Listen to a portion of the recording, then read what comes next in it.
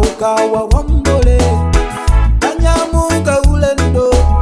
kupita ife kukenani panjira tapesa nyanja ndodo ya Mose yasowa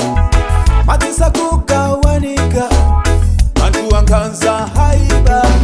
yasowa yasowa yasowa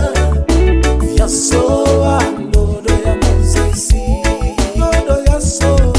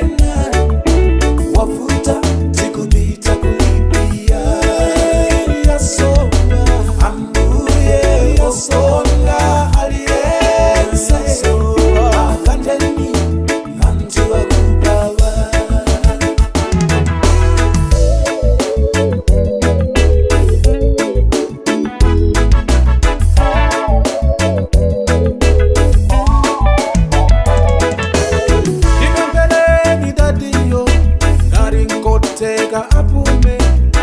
ntito zawanza pamwamba umboni ife tilinawo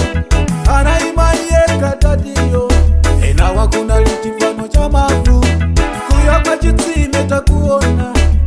akuti maatsi apwera koma ngati kufuna kwa Yehova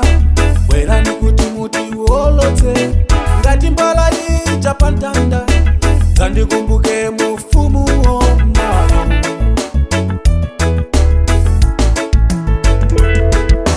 yasowa yasowa yasowa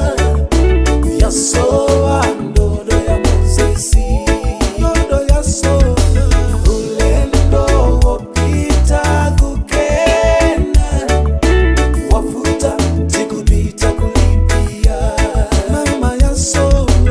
ambuye okonda aliyense akandeni anjua yasowa yasowa yasowa yasowa ndodo ya Moses ndodo yasowa ulendo wopita kukena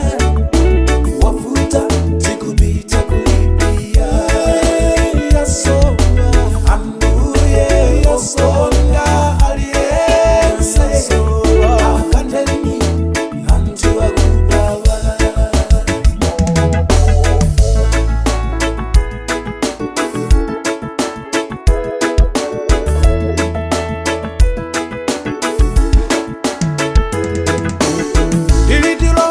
takondwe